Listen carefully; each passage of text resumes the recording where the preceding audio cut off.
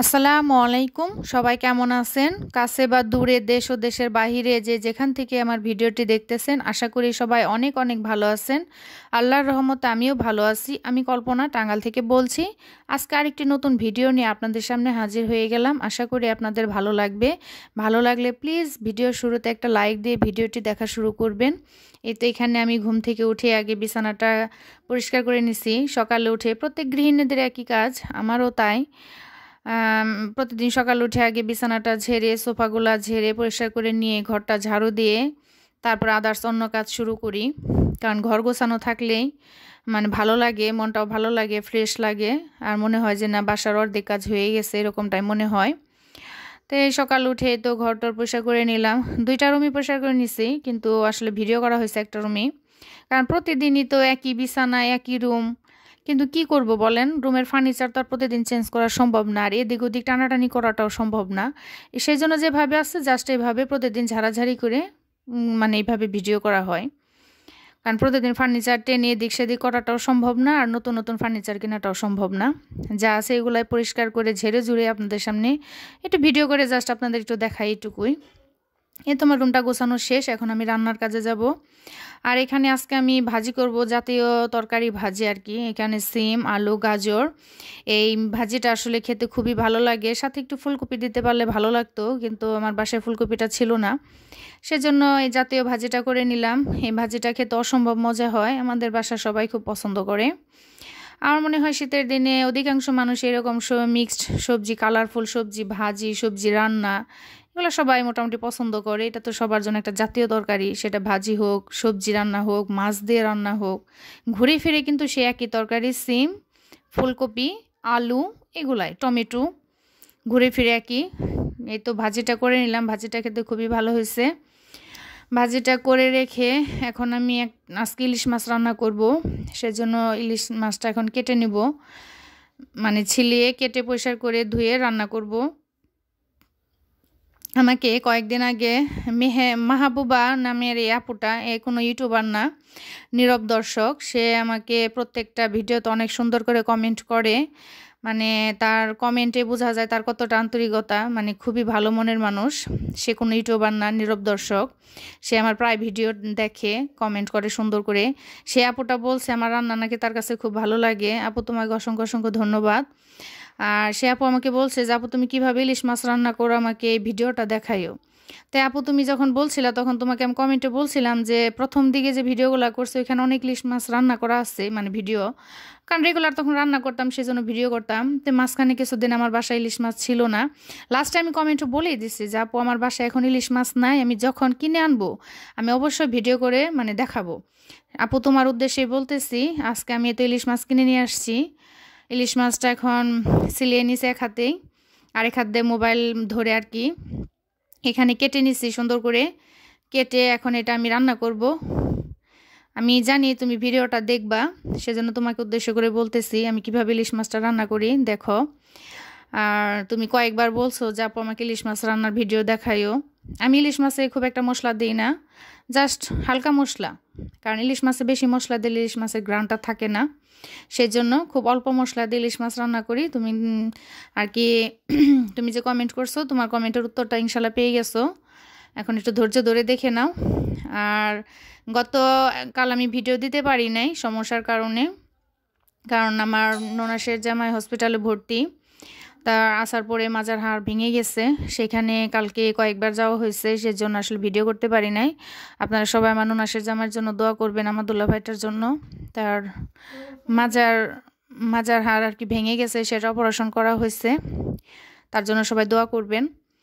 আর তার আগের দিন আমি যে ভিডিওটা দিয়েছিলাম 2 দিন আগে, সেই ভিডিওটার কমেন্ট অপশনটা আর কি বন্ধ হয়ে যায় বারবার। কয়েকবার চালু করা হয়েছে, বন্ধ হয়ে গেছে। সেজন্য আমার প্রিয় আপুরা আমাকে কমিউনিটিতে কমেন্ট করছে যে আপু, তোমার ভিডিওটা কমেন্ট বক্স বন্ধ আছে। তাই আপু, এটা অনেকবার খোলার চেষ্টা করা হয়েছে, কিন্তু খুলতে পারি নাই। আর এখানে আমি রান্না করতে যে প্রায় দুর্ঘটনা ঘটে যেতেছিল। এখানে আমি জালটা আসলে বাড়ানো ছিল, খেয়াল করি নাই। এখানে পানি দেওয়াতে একদম ধাপ দিয়ে আগুনটা উঠে গেছিলো। তো ওইটুকু আর ভিডিও আর আমি কেটে দিই নাই, কারণ আল্লাহ তালা বাঁচিয়ে দিছে। কারণ ওইভাবে তার অ্যাক্সিডেন্ট হয়নি, জাস্ট একটু আগুনটা উপরে উঠে গেছিলো, আমি সাথে সাথে গ্যাসটা বন্ধ করে দিছি। আর এখানে আজকে আমি ইলিশ মাছের সাথে একটু টমেটো দিব, বেগুন দিলে ভালো লাগে, কিন্তু বাসায় আসলে বেগুনটাও ছিল না, এখন দোকান পাড়ে যেতে ইচ্ছে করে নাই, সেজন্য ভাবলাম ঘরে টমেটো আছে, একটা টমেটো কেটে দিয়ে দিই।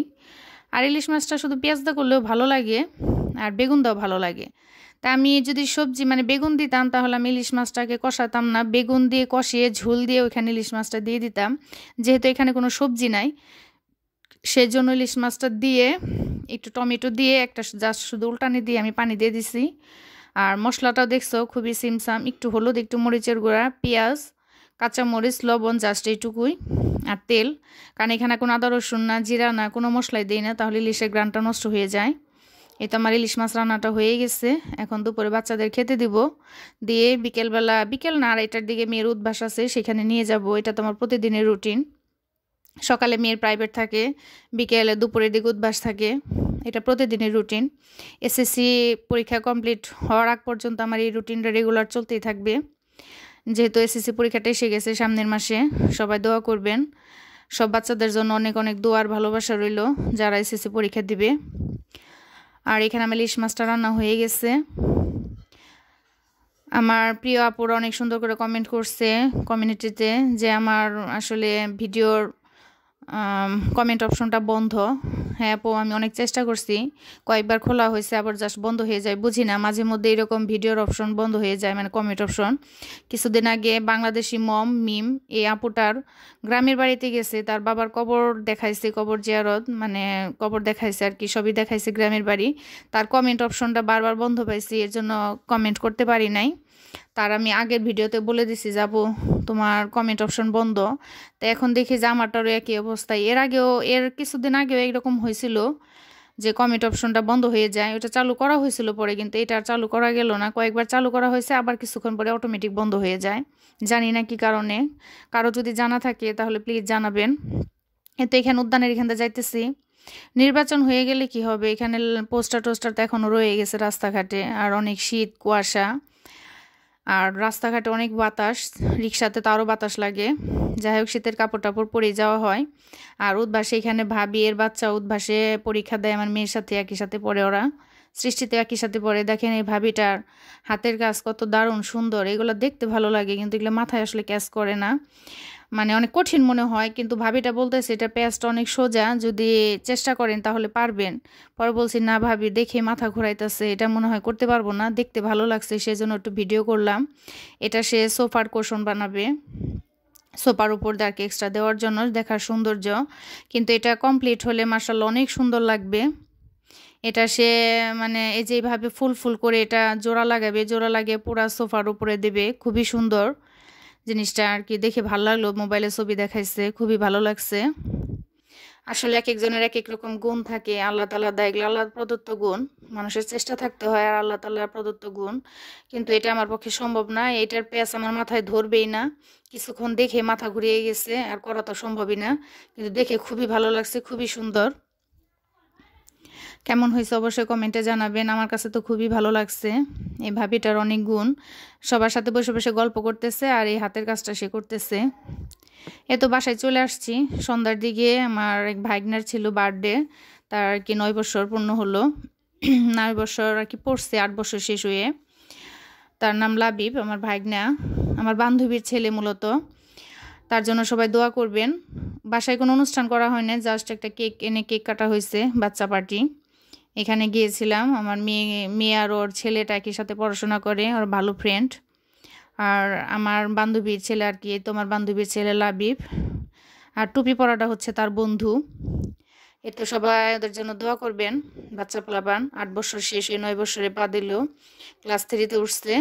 জাস্ট শুধু কেক কাটা, এমনি কোনো অনুষ্ঠান করা হয় নাই। সেজন্য আমার সাথে আমার মেয়েকে বসতে বলতেছে, কিন্তু সে বসবে না, এত লাজুক, তারই কিন্তু ফ্রেন্ড। তারপরে যাই হোক বলে কয়ে বসানো হয়েছে।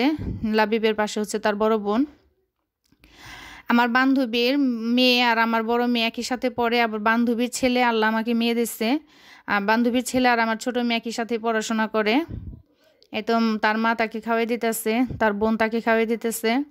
আমার বান্ধবীর ছেলে মেয়ের জন্য সবাই দোয়া করবেন। সবাই অনেক মজা করছি, বাচ্চাদের খুশি আসলে আমাদের খুশি। বাচ্চারা কিন্তু কেক কাটতে, কেক খেতে খুবই পছন্দ করে, খুবই ভালোবাসে। এই তো এখন ছেলেটা তার বাবাকে খাইয়ে দিবে। আর দেখেন পাশে আমার মেয়ে বসে আছে, হাসতেছে। সে তার বন্ধুকে খাওয়াই দিতে গেছে। সবাই ভালো থাকবেন। খুদা